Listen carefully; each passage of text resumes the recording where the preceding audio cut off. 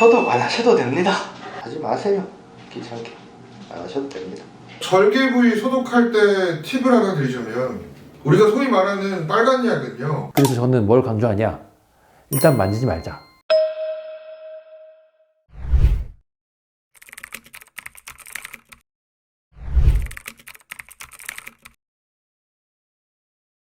일단 저는 X인 이유는 상처 부위에 이제 염증이 생기지 말라, 그러니까 균이 침입하지 말라고 하는 게 소독인데, 일단 기본적으로 뭐 절개 같은 경우 뭐 이제 흉터 같은데 그런데 소독을 해주는 건 괜찮지만 이식 부위에는 소독약을 쓴다. 이 소독약도 사실 독한 약이거든요. 잘 모르는 상태에서 그런 걸 하시는 것보다는 그냥 병원에서 알려준 것만 잘 지키시는 게 좀 더 안전하다고 보거든요. 당연히 이제 이식 부위에 직접 소독약을 바르시는 건 안 하시는 게 좋고요. 채취 부위에 절개 수술을 받으셨다든가 그런 경우에 직접 사서 소독약으로 잘 관리를 해주시는 건 긍정적으로 생각하고 있습니다. 소독 안 하셔도 됩니다. 두피는 염증이 생길 일이 거의 없기 때문에 다른 소독은 거의 뭐 크게 하라는 말씀도 안 드리고 하지 마세요. 귀찮게 안 하셔도 됩니다. 깨끗하게 샴푸하는 게 소독이랑 마찬가지니까 따로 소독을 따로 하실 이유는 뭐 하면 좋지요. 깨끗하게 굳이 하실 필요는 없습니다. 수술 부위를 과산화수소나 포비돈 용액으로 소독하는 것은 추천하지 않습니다. 과산화수소와 포비돈 아이오딘 용액은 세포 독성이 있어 상처의 상피화 과정을 지연시킵니다.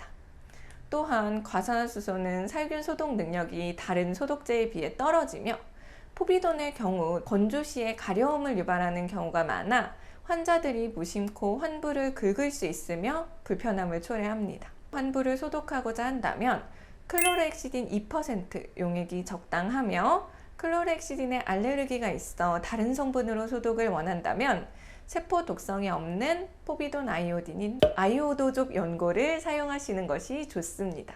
감염이 걱정된다고 환부에 마데카솔이나 후시딘 등의 연고, 가루형 지혈제 등을 바르지 마세요.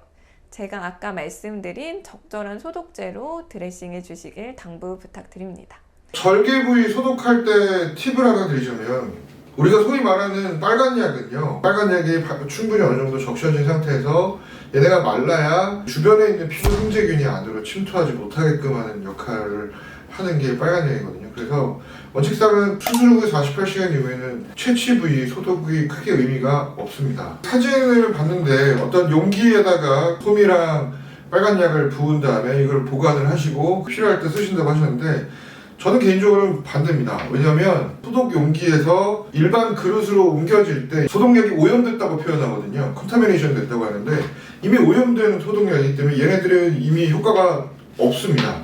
혈액이 없는 상태이기 때문에 다른 용기에 보관하시는 건 저는 개인적으로는 추천드리지 않습니다. 세모는 없나요? 세모도 돼요? 그럼 세모면 먼저 얘기를 해주세요. 꼭 써야 하는 건 아니지만 쓰면 도움이 되는 경우가 있다.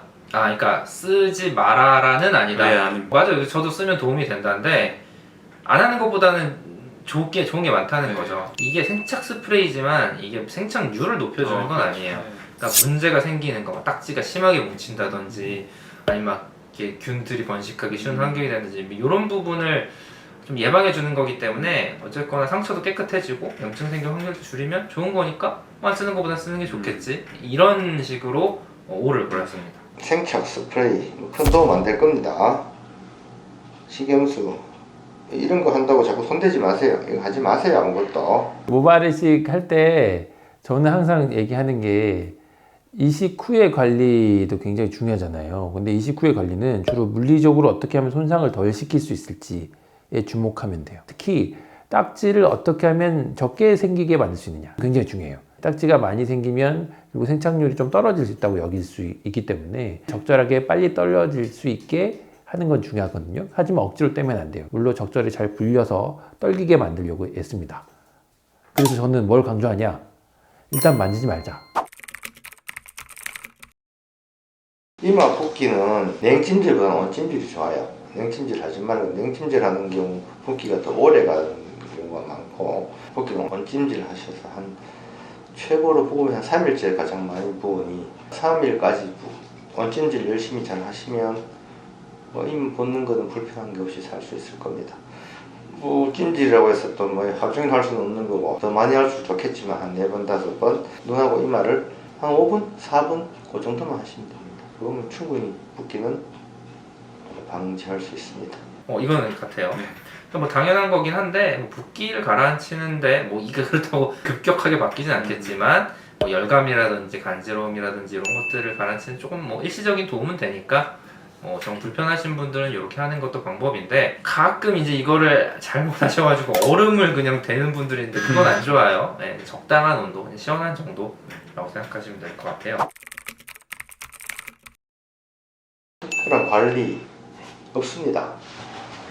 그냥 손만 대지 마시고 관리라는 게 본인이 직접 하는 게 제일 중요한데 아까 얘기했듯이 그냥 손 덜 대는 거. 모발 이식 이게 생존하는 결정은 보통 72시간 내에 결정이 되니까 3일이 제일 중요하고 혈관이 연결되고 잘 살아있는 모근이 안 빠지도록 한 10일간 조심하는 거니까 그 외에 뭐 다른 관리를 해서 머리가 한 개라도 난다면 매일 하겠지만 해외에서 수술 받아오신 분들 2년 뒤에 만나고 하는데 결과 차이는 없으니까 크게 뭐 관리를 가지고 뭐 경쟁력이다 이거는 뭐 별 의미 없는 말 같습니다. 10일간 이제 끌지만 마세요죠. 10일 이후에 이런 것도 해도 되나 하면 하셔도 됩니다. 그럼 평소 일상으로 돌아가는 거니까 10일 이후에는 조금 더 세게 깨끗하게 감아주는 게 더 중요하고 너무 조심해서 한 달 뒤에 왔는데 딱지가 다 붙어서 오시는 분들도 있고 그런 분들은 원악염만 생길 수 있고 해가 될 수 있으니까 10일 뒤에는 오히려 과감하게 깨끗하게 감으시고